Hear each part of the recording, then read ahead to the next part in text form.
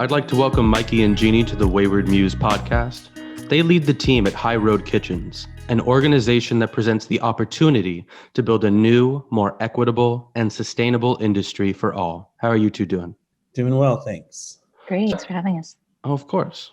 As I understand it, you both are in DC, but before people can understand why, I think we need to learn a little bit more about you both. So my name is Mikey Nab. I use he, him pronouns. I live in occupied Kumeyaay territory, which is commonly referred to as San Diego, California. I run the Mesa Family Restaurant Group, which is 3 restaurants. We have 2 in San Diego and 1 in Portland, Oregon. They're all full-service casual Mexican restaurants. In addition to that, I am the National Strategy Director for Ray's High Road Restaurants, which I run with Jeanie. And the program that you mentioned is called High Road Kitchens, and I'm sure we'll talk more about that as we go on. But I'll pass it to the other half of Meanie, which is Jeanie. And we're not mean; that's how our names go together. So. Hi, my name's Jeanie. I use she, her pronouns. I live in occupied Duwamish territory, and our city is named after their chief, Seattle. I've been in the restaurant industry my whole life. My parents emigrated to this country, and grandparents, I should say. They both had Chinese restaurants on the East Coast, and I've been living in Seattle for the last 20 years, managing mostly fine dining restaurants. After the pandemic, I started a restaurant coalition called Seattle Restaurants United to advocate for restaurants in our area. We have 250 members. Because of that work, I was invited to join the Independent Restaurant Coalition. I sit on their advisory board, and I'm the co-chair of the policy committee. So we help write the Restaurants Act of 2020. For work, I am the other half of Meanie, like Mikey said, and Mikey and I run Ray's High Road Restaurants together. I'm the director of engagement. Well, thank you both very much for that. I love your guys' intro so much because it creates a really good understanding of where you all are coming from, your perspectives, and gets us ready to go forward with our discussion. So talk to us more about this creation that you both have made in High Road. Well, so Ray's High Road Restaurants, we didn't create it. We run it together now, but it was founded, I think, about 10 years ago by a bunch of restaurant owners who believe in a commitment to high road practices, which take the form of increased wages, improved working conditions, and commitments to race and gender equity in our industry, which, by the way, is a very inequitable industry in terms of race and gender. RAISE, as it was called at the time, stands for Restaurants Advancing Industry Standards in Employment. That was named by Andy Shalal, the owner of Busboys and Poets in the DMV region of the country, DC, Maryland, Virginia. But that's a whole mouthful, and it's easy to say when it's just RAISE, but it's kind of hard when you try to remember what I just said and repeat it to someone. So last year when Jeanie and I took over, we decided to add a tagline. So, there's Nike, just do it. Well, now there's RAISE, High Road Restaurants, and the tagline explains a little more about what I just mentioned. So I can tell the origin story of how Jeanie and I came on to work with the organization. I'll try to be succinct, but essentially I joined as my restaurant, as a member of my restaurant group, as members of RAISE a couple years ago. And I joined because I met the founder of One Fair Wage, whose name is Saru Jayaraman. RAISE, even though it was named by Andy Shalal, was the brainchild of Saru and is funded by the One Fair Wage campaign. It's an affiliate of the One Fair Wage campaign. One Fair Wage is a workers' rights organization that focuses on ending the subminimum wage for all workers that can be paid that, which mostly is restaurant workers, but also includes differently abled workers, youth, incarcerated workers, and scary enough, the gig economy. So people who drive for Uber, DoorDash, Instacart. This horrible, inequitable wage structure is creeping into that industry that's growing exponentially, specifically during the pandemic. I met Saru when she came to San Diego, where I live, hoping to start a RAISE chapter there. And she asked people, I need to meet some progressive restaurant owners and talk about, moving a chapter in this region. And everyone said, well, you got to meet this Mikey guy. So I'm sitting across the table from this amazing person who's never worked in the restaurant industry, but somehow is saying everything I've ever thought much more articulately than I could ever imagine saying it. And I'm just like, this is a personification of the greatest ideas of how to improve our industry. And I was immediately sold. So we joined as members and I became engaged with RAISE. And then last March, so right before everything shut down due to the pandemic, we went to DC for a conference to meet each other, a bunch of members of RAISE. I would say there were probably 80 or 100 RAISE members all meeting in DC to talk about the work, how we could advance industry standards in employment. And basically we did what restaurant people do. We hung out afterwards. We went to dinner. We had drinks. We talked. We schemed, right, on how to accomplish our goals. And that's when I met Jeannie, and she was at dinner with us. And we thought, wow, this organization has so much potential, right? And then we all flew home, and everything had to shut down. All of our restaurants were dark. And I don't mean to tell the whole story because Jeannie has a really important part to tell as well. So I'll try not to be so verbose, but we had time on our hands for the first time in a long time. People that run restaurants, it's interesting. Someone told me the other day, they said, I started as a dishwasher, I worked my way up to owner, and then I became a dishwasher again, because when you're an owner and the dishwasher calls in sick and no one else can cover, the dishes still have to get done. So there you go, right? And it kind of roots you and it humbles you and reminds you of there's a whole piece to all of it, right? And Jeannie and I would talk on the phone and get on Zoom and things and say, well, these schemes that we were hatching in DC, we've got time on our hands, let's do it. So we committed to leaning into it. And for me personally, I removed myself a bit from the operations side of my restaurant group and to let my managers be creative and make better decisions than I can make on my own. And I came on as staff at Ray's High Road Restaurants in April because I had the time and I was motivated. And then I worked on convincing Jeannie that she should do the same. And she finally caved and joined in August. So maybe Jeannie, would you mind telling your half of the Meanie origin story? Is there more that I left out? I don't think you left anything out. I also had signed up. I was the director of operations for Sea Creatures, which is Renee Erickson's restaurant group. We have 20 properties around the Seattle area, or I should say she does, because I don't work for her any longer. But so I had signed Ray's Sea Creatures to be members of Ray's about 4 or 5 years ago. Yeah, something like that. And so that's why I flew to DC and met Mikey. So what do you think the cardinal virtues of Ray's are? If you were to highlight them again, what do you think the One Fair Wage Act would be able to create for the restaurant industry? Yeah, that's a great question. So what we care about most is eliminating systemic racism in the restaurant sector, and that takes a lot of work. But because we're, a subsidiary of One Fair Wage, we're starting with wages. You can't have racial justice without wage parity, full stop, period. That's why we're fighting so hard for it. And currently the reason Mikey and I are in DC is because there's a bill that was introduced this week by Senator Sanders and Representative Bobby Scott called Raise the Wage Act. It has the support of the president, and we just want to make sure that it passes in its entirety. There are some moderate Democrats out there, so we're just really focused on those offices and ensuring that they support this. The Raise the Wage Act would bring the minimum wage from $7.25 up to $15 an hour by 2025. And it will eliminate the sub-minimum wage by 2027, depending on when the bill is introduced. So we're really hopeful, and that includes not just the tip minimum wage for service workers, but also differently abled folks and the youth. So I can tell you a few ways that we do that here in our couple of programs that we run here. So Mikey and I are in charge of 2 different programs. I run the Race and Gender Equity Training, and Mikey runs High Road Kitchen program. The Race and Gender Equity Training is a 3-course module. Everything is free. You can find our toolkit on our website at highroadrestaurants.org. And basically the toolkit is an assessment. You do an assessment of your restaurant, and you set some goals for yourself, and there's some best practices in there for you to start implementing those. The 3-course module is, the first course is kind of identifying systemic racism within the restaurant sector, where you can find it and what you can do to start addressing some of those things. The second module is just based on recruitment, hiring, training, and promotional practices. This is not just enough. We do have diversity. A lot of restaurants do have diversity, but we know it's a 2-tiered system, right? Where you have people of color, either specifically in the back of the house, or if they're in the front of the house, they're in lower paid positions like bussers, runners, barbacks. And even in the kitchen, they're in the dishwashing position. Like in finer dining restaurants, they're in the dishwashing position, or the prep cook. You don't really see them as sous chefs or chefs.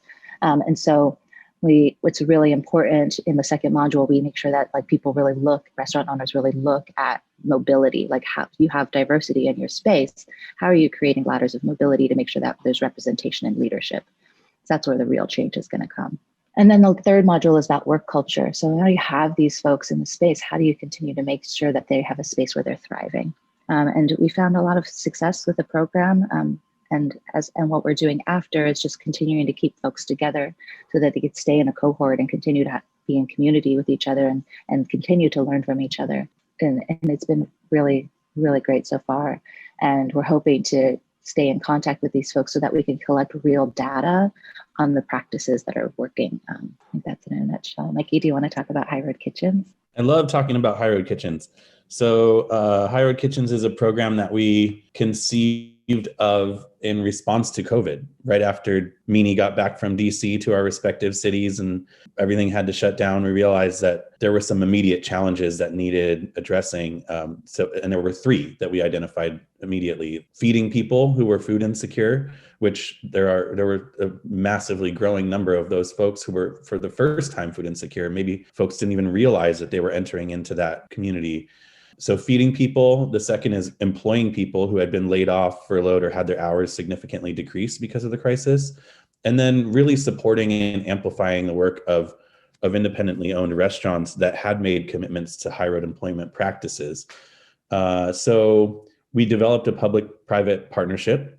We raised funds from foundations and some individual donors. And then we worked with local governments, municipalities, cities, counties, states to leverage the funds to make a cash grant program for these restaurants to bring their employees back in order to prepare and distribute meals for their community.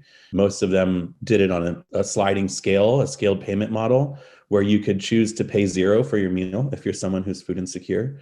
You could choose to pay regular price if you just wanted lunch and you wanted to support your local restaurant, or you could pay double or triple, and then that would mean that you would be paying meals forward and donating to the program so that the restaurant could feed even more people. We launched in California. We had 50 High Road Kitchens in the first California cohort.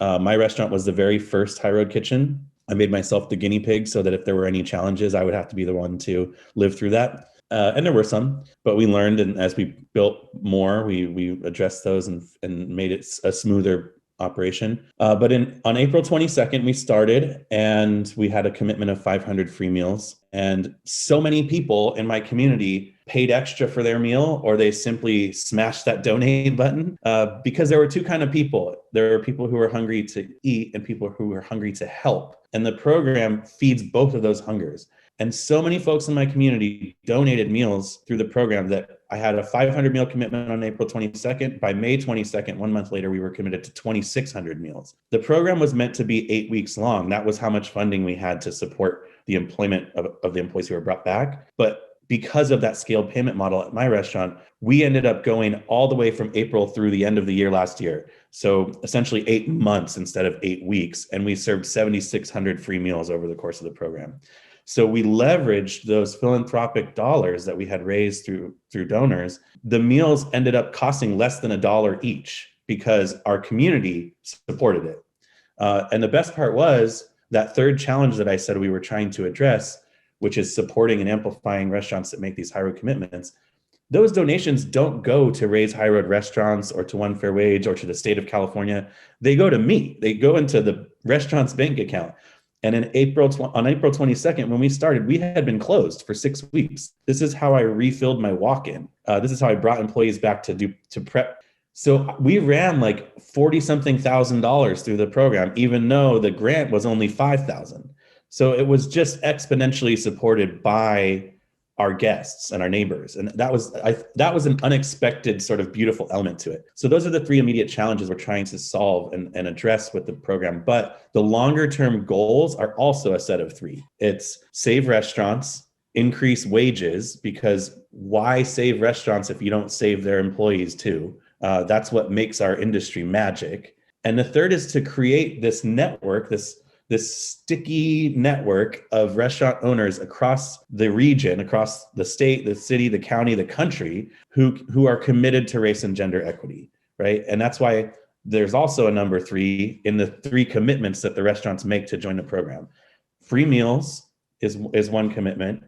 Scaling up to paying one fair wage within 5 years of the start of the program, which is really easy for California restaurants because it's already the law that you have to do that in California. So that one was automatic. And the third one is to go through the race and gender equity training program that Jeanie just described that she runs with our colleague Teresa. We launched in the state of California first.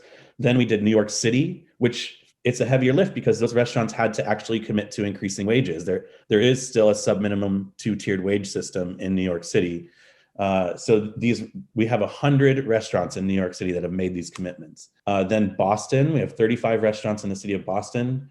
Chicago, we have 40 restaurants in the city of Chicago.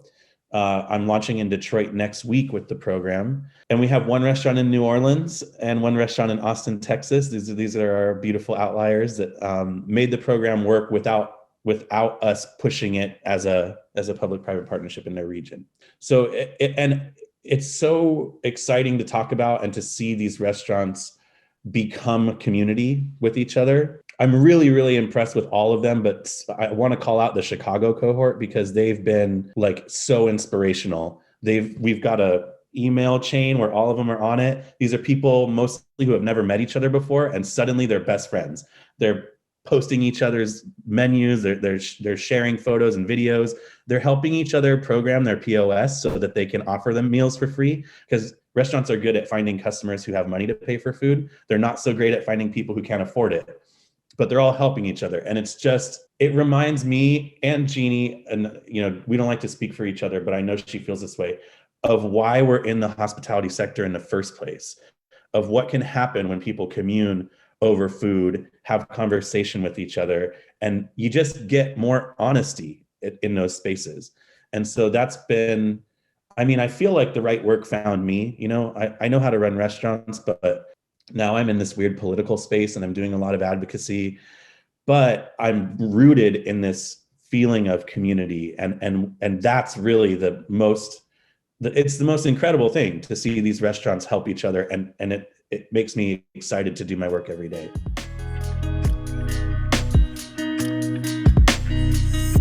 Well, thank you for sharing that excellent summation of where you are at now and where you've come from. As you were describing it, I was thinking of a few different things. All of the places that you've done this are in major metropolitan areas.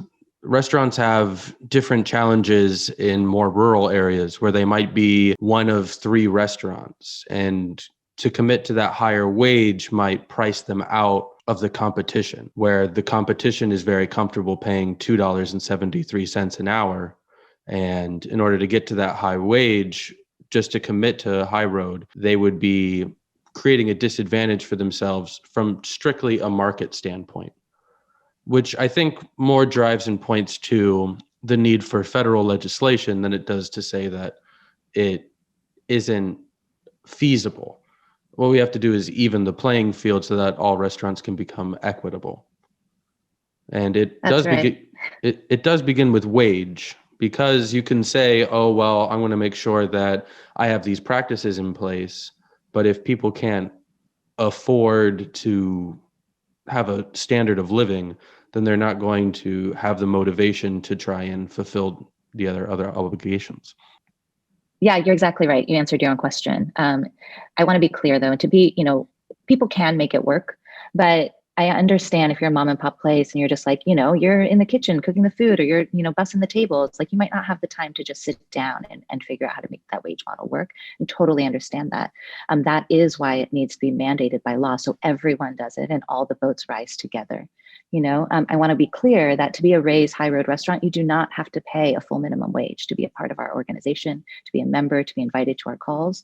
But what you do need to do is advocate with us, beside us, and say, like, look, I'm a business owner and I want to pay my workers more money, but you're not allowing me to because it puts me at a competitive disadvantage. That is messed up. It is messed up to be put at a competitive disadvantage because you don't want to exploit your workers. And for those folks out there that don't hear that, because they always think of like the fancy restaurants, they think about like Thomas Keller or whatever, but like that's not the majority of restaurants. Like they're like, oh, those servers make so much money, they don't need a raise. And you're right, they don't need a raise.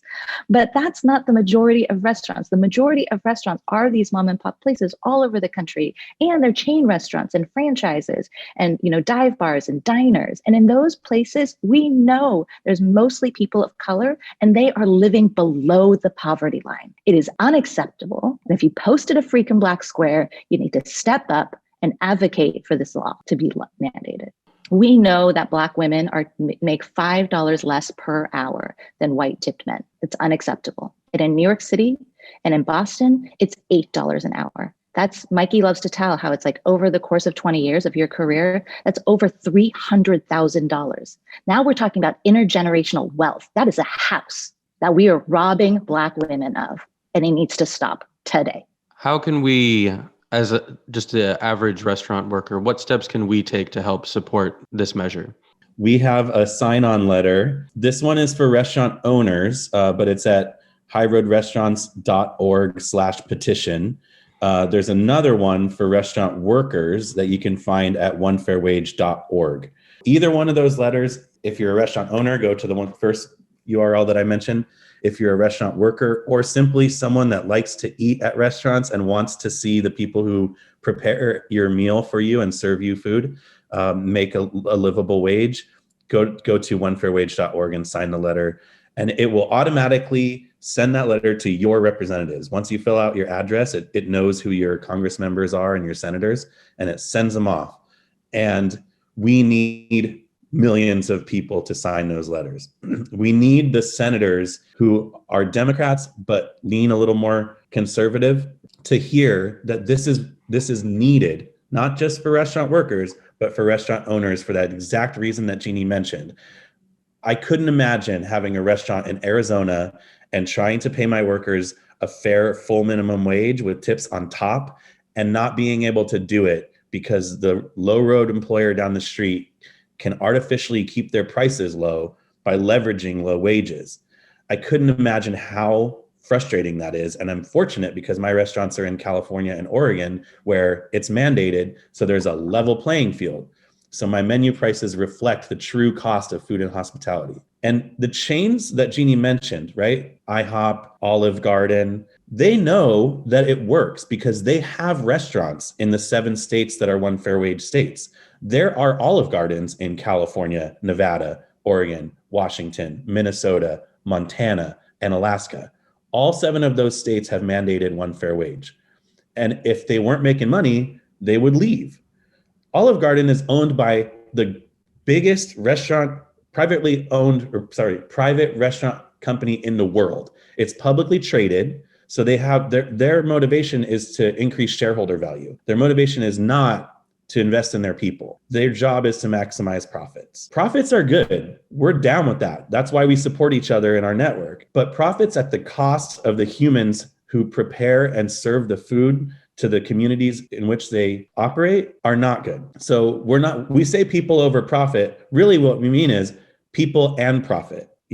All of our people need to profit. So if the National Restaurant Association, and I'm going to call it out, if you're a restaurant owner and you're a member of your local restaurant association, which is an affiliate of the National Restaurant Association, you should dump them because what they're doing right now and what they've always done is advocated to subjugate our workforce, to keep wages low, to keep menu prices artificially low, and that hurts all of us. It's a race to the bottom. When consumers think that breadsticks are free, then I don't get to charge for that. And we know that someone had to actually make that breadstick. That comes from food that some farmers grew. That comes from a vendor who paid a driver to deliver that food to us. And any of us who run restaurants know that our vendors and our farmers are some of the most wonderful, beautiful people that exist in our industry. I mean, I can't tell you, like around the holidays, giving cards to people and giving like little gifts to people and them coming in and bringing gifts to they know my porter's name. All of them do. It just feels like that same thing I mentioned earlier about the community that we're in, that Jeannie and I are fortunate enough to be in running Raise. It's the same thing at that level of your one unit, your one restaurant, where your porter and your delivery driver and your farmer are all friends. That's how we keep each other safe. That's how we look out for each other.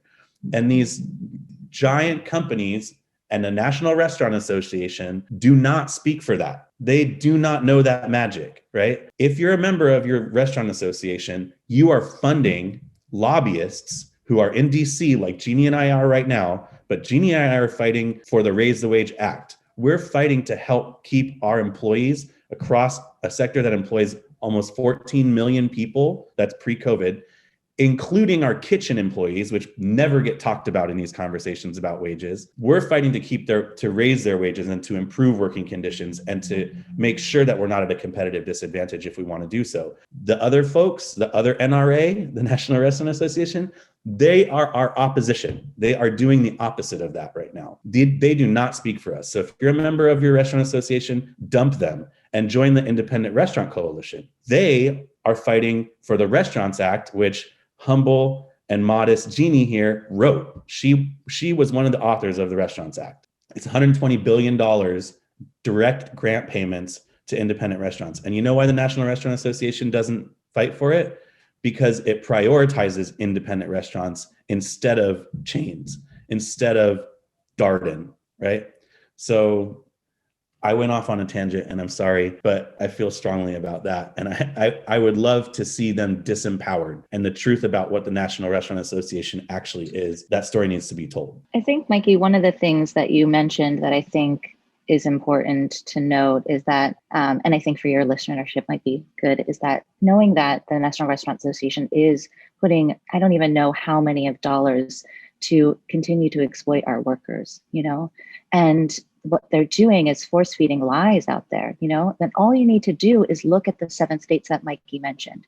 One of the fears that I think restaurant servers have is that they have this notion that has been fed to them by the National Restaurant Association that their tips are going to go down. It's so important when we say full minimum wage with tips on top, because if you look at the other states, your tips do not go down. In fact, San Francisco has the highest tip percentage of any city in the country, and they have been paying a full minimum wage for decades.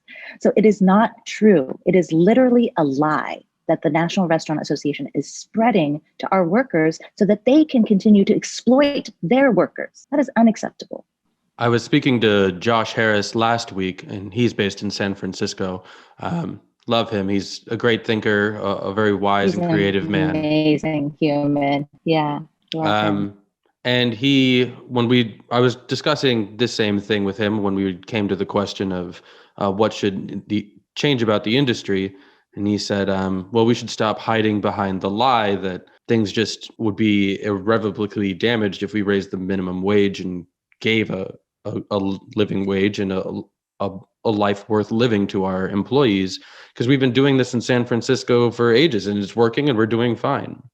And I think you can dismantle the argument that it would destroy mom and pop shops to raise the minimum wage just by thinking about something that I think her name is Professor Loza from Georgetown University said when she said that you could stimulate consumer demand, business activity, and job growth because more people would be able to afford a night out. It would generate more revenue for restaurants. And so it's just a cycle in which we'd actually become just as profitable. And you can see that by proof of the states that you've mentioned already.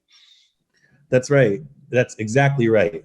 So raising minimum wages, it's the minimum wage, right? Our sector has the highest rates of people on public assistance of any sector. That means they don't have enough money in their pockets to live, to feed their families, to pay their rent, right? If you give those people a raise, they immediately spend that money. The increase in economic activity happens right now. Both of us were on a panel with some folks in New Hampshire the other day, and they were asking for some data about how does it stimulate the economy, the increased economic activity that you just mentioned. And the data is clear. 62% of wage increases at the bottom level of the spectrum get spent immediately. And when a dollar gets spent in a community, it gets spent 8 times before it leaves the tax pool. That is massive stimulation to the economy. That our folks, we all know, we work in restaurants. We eat at restaurants. We go out and we see our friends, right? The bartender down the street, the server at the lunch spot near my house, the person that works in the coffee shop down the street. I know all those folks. We all patronize each other's spaces, right? If you give Jeff Bezos a raise, it doesn't matter. He already spends as much money as he can.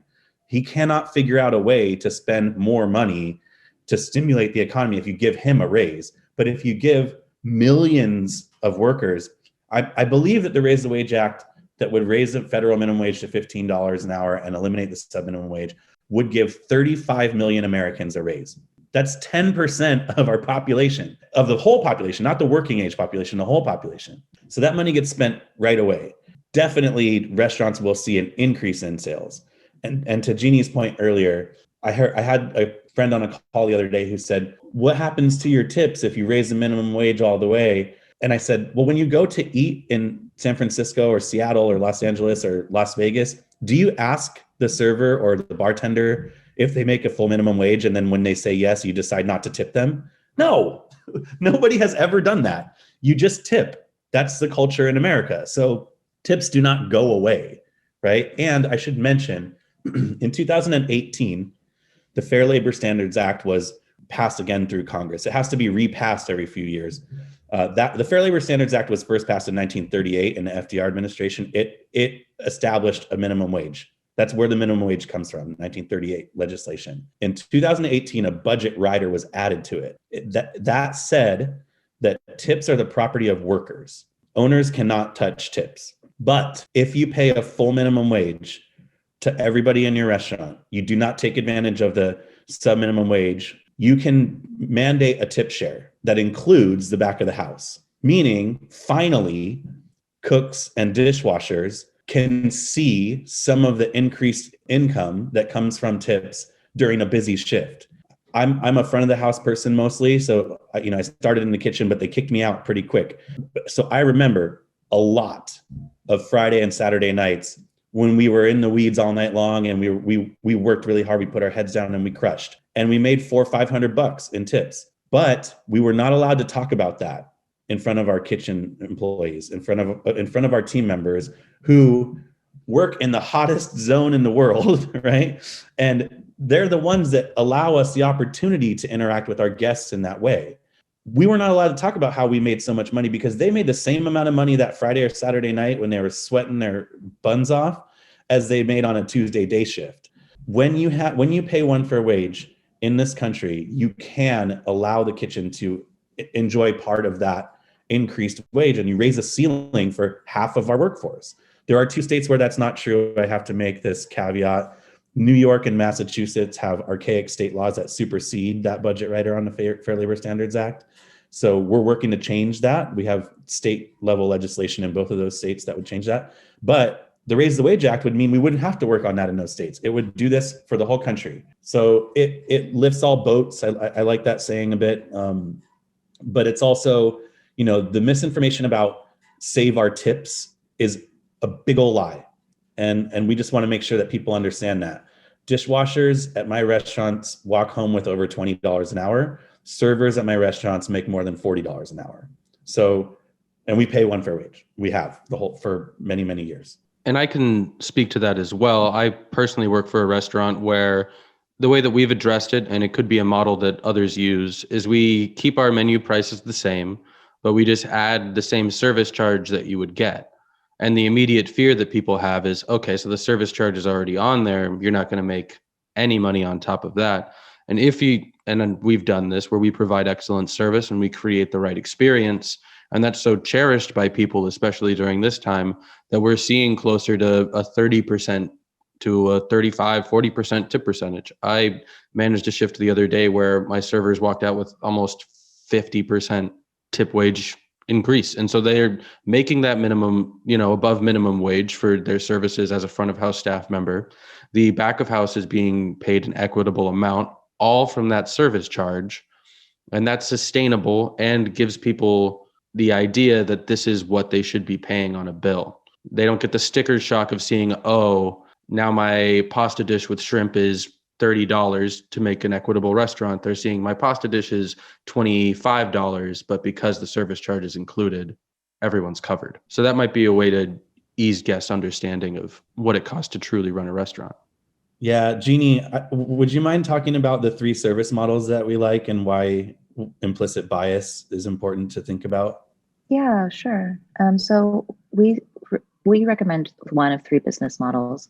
One is a full minimum wage with tips on top.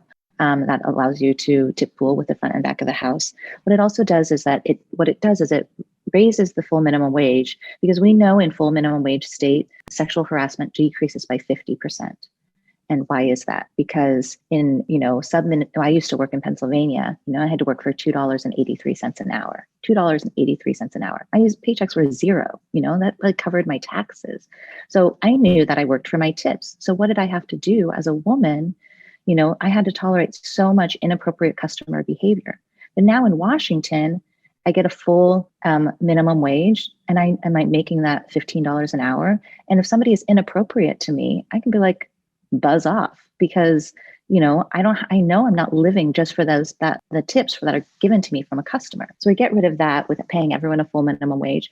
And also what it does is, like, let's say minimum wage in New York City, the minimum wage is $10 an hour. Sub minimum wage, and the full minimum wage is 15. So what does that do for the restaurant owner? You can, take $5 of those tips, because you're paying them as an employer in secure wages, stable wages, and take that unstable portion, the tip portion, and give some of that to the kitchen, right? So then everybody, the front of the house is making the same, and the back of the house gets a little bit of a raise.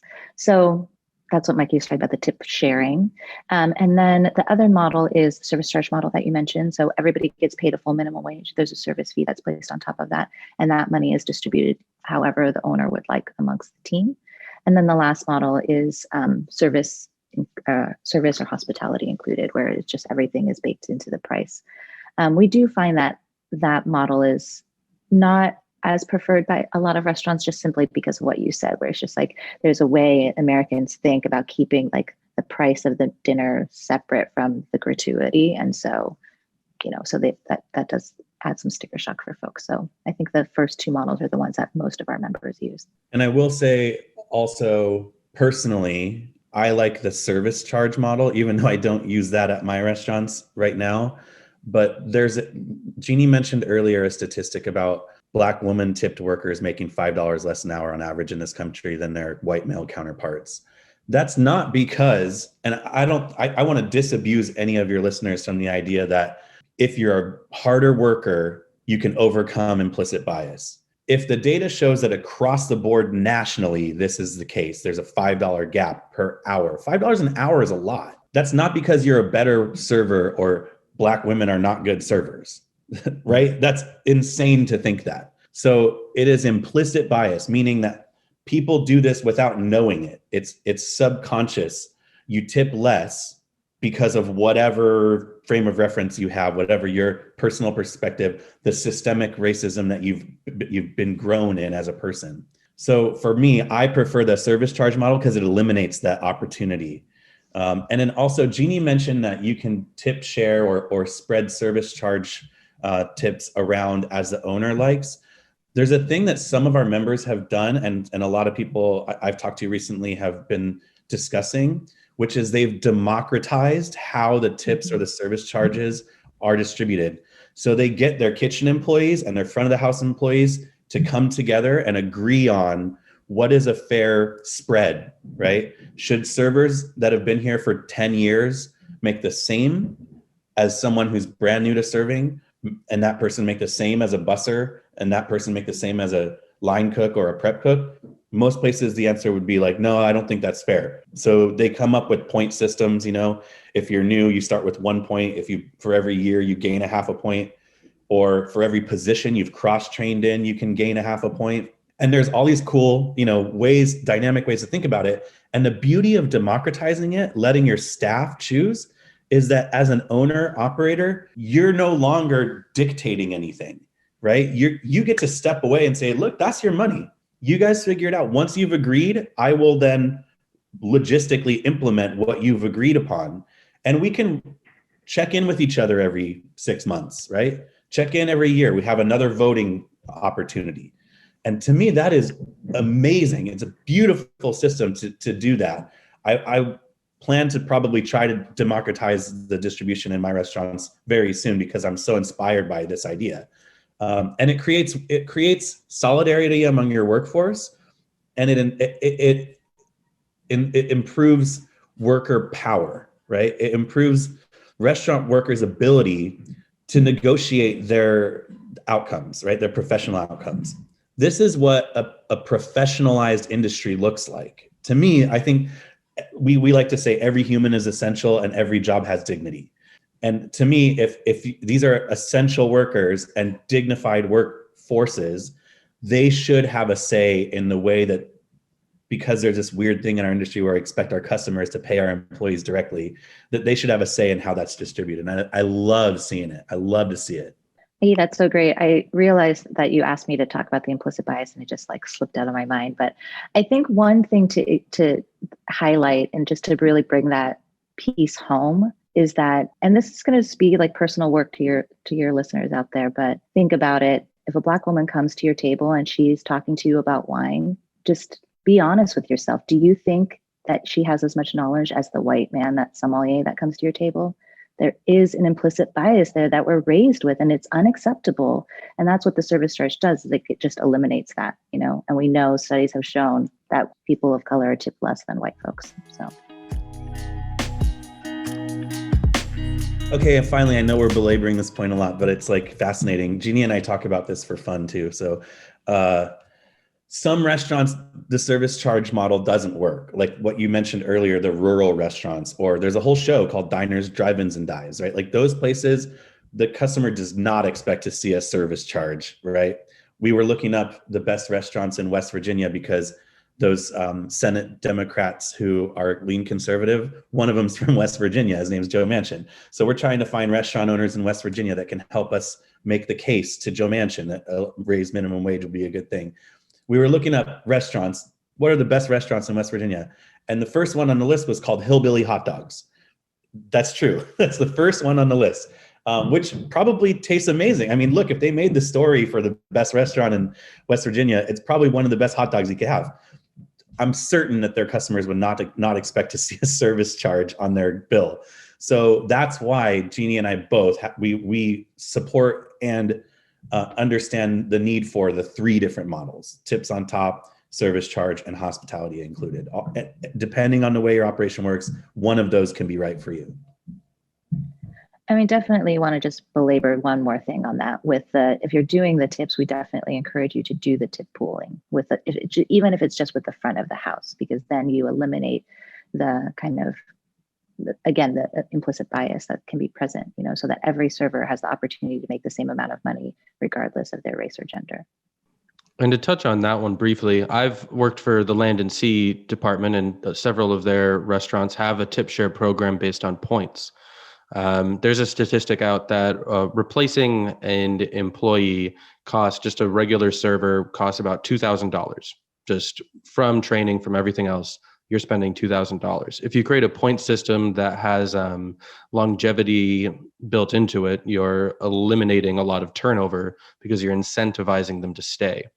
So in the long run, you can save your company just from the average turnover rate so much money every single year, and also move towards being more equitable and creating a better standard of service. That's right. That's exactly right. Turnover goes down exponentially when you pay a full minimum wage, when you distribute tips and service charges equitably. There's this weird idea that like our industry is like a bridge industry, right? Like that everybody that works in restaurants are college kids or actors. And there are college kids. I paid for my college as a server and bartender, but now I'm 40 and this is my career, right? So the average age of people that work in restaurants continues to go up. Every year it goes up a little bit. That's why professionalizing the industry and recognizing that most people who work in restaurants are not teenagers, right? A lot of them are single moms. So understanding that raising wages is creating economic stability for people, which we desperately need from our workforce. 1 in 2 Americans of working age have worked in a restaurant at some point. So understanding that the industry affects our economy in such a large way is really important. And then there's a thing I want to ask you about, because you work in restaurants, that I struggle to talk about. And so I keep asking this question of people and trying to figure out how to wrap my head around it. When we talk about tip pooling and how that increases equity, inevitably someone, if the room is large enough, someone says, well, I'm really good at my job. I'm a hardworking server.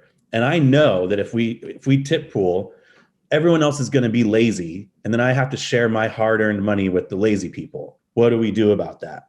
My answer to that is tell the managers that these people are not pulling their weight and then reduce their shifts or whatever, retrain them, give them better tools so that they cannot seem lazy or not as good at their job.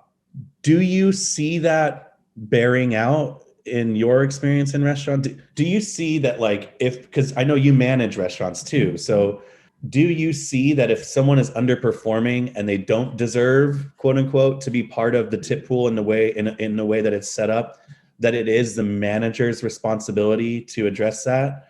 Or do you think that there's some kind of like natural order to things that only can be addressed through direct money as the incentive?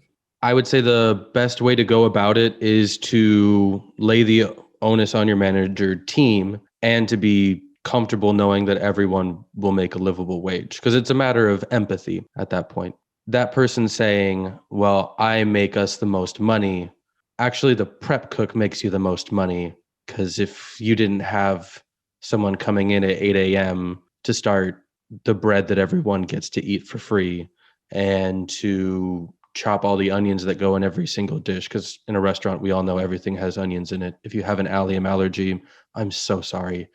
If you aren't thinking about that, then it's your perspective that needs to be adjusted. And when you're taking those questions on the floor, that's a hard thing to tell somebody, because all they're seeing is, I made $500 tonight. And I was like, you made $500 tonight because there's a chandelier in the atrium. Like, let's be honest. There's an environment that you're a part of, and every piece needs to work before you can get to the tip line. It's not the nicest way to put it. Yes. Yeah, but it's true.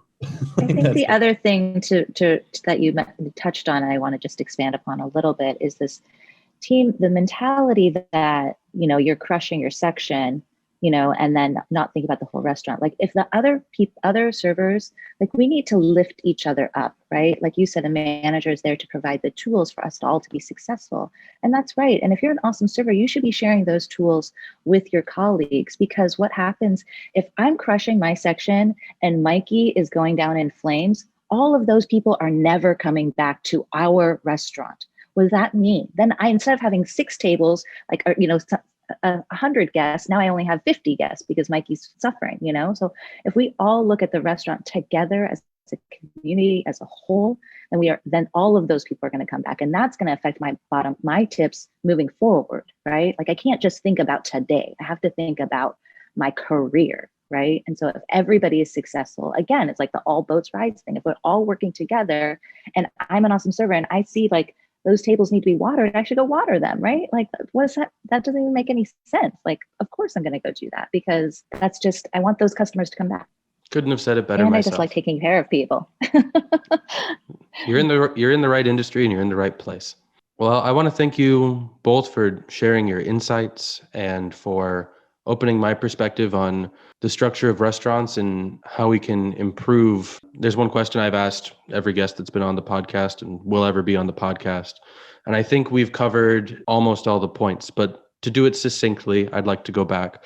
What about the restaurant industry should be preserved and what should be changed? There's so much that we want to preserve, right? We want to preserve the joy, the laughter, the camaraderie, the community, nourishing our guests, learning about the depths of wine and spirits and food, holding space for community. I mean, there's just so much to preserve in our sector. We provide so much to our communities, and I'm rambling at this point because there's so much.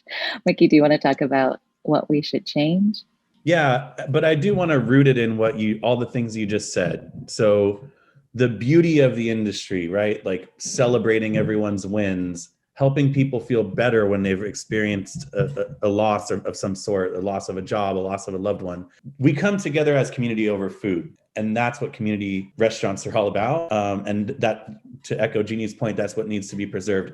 What has to change so that we can protect those parts of the industry is the understanding from our consumers and also, unfortunately, elected officials who make policy that affect our ability to do these jobs, the understanding of the true cost of food and hospitality. It is not something that you can expect to get at a bargain basement price, right? You can't expect people to come in and chop onions at 8 in the morning and prep bread at 8 in the morning, to make below a living wage, to make poverty wages be on public assistance at higher rates than any other industry, meaning that taxpayers are subsidizing your 50-cent wing night. That has to change, okay? That has to change. We have to stop thinking that these are bridge jobs for teenagers and recognize the reality that they are careers for many millions of people. And we need to pay for that. And we can afford to pay. We will be able to afford to pay for that if people make a little more money. So that's what really, really has to change, so that your dishwasher can afford to live near your restaurant without 6 roommates and without having a second, third job. That's what has to change. And I think it can. We're so close. We're so close to it. So that's why I think, if we can get the Raise the Wage Act passed, it's a level playing field for all restaurants across the entire country, be them in metropolitan cities or in rural areas. Everyone would have to play by the same rules. And then we could get back to that community feeling that Jeanie mentioned, where we come together, we talk about wine, we house a bunch of wings, and we watch a football game. Like, all that stuff is great. And we can't get to it until we address wage justice and racial justice in our industry, which are inextricably linked. So go to raisehighroadrestaurants.org/petition. That's where you go if you're a restaurant owner. Or if you're not a restaurant owner, go to onefairwage.org and you will find a sign-up sheet to send a letter to your elected officials that can help us save restaurants and protect the beauty that exists there. Well, I want to thank you both so much for sharing what you're doing to try and improve our industry. It's a subject that's near and dear to my heart, and I'm happy to see people who share that same passion and are boots on the ground to make it happen. Boots in the ground is another one of those military-industrial complex sayings that we have. You're just there and present and creating the change that we need to have for everyone to be happy and healthy. That's a better way to say it. Feet on the street. Thank you so much for having on us. the street. I really appreciate it. There we go. It's been such a pleasure.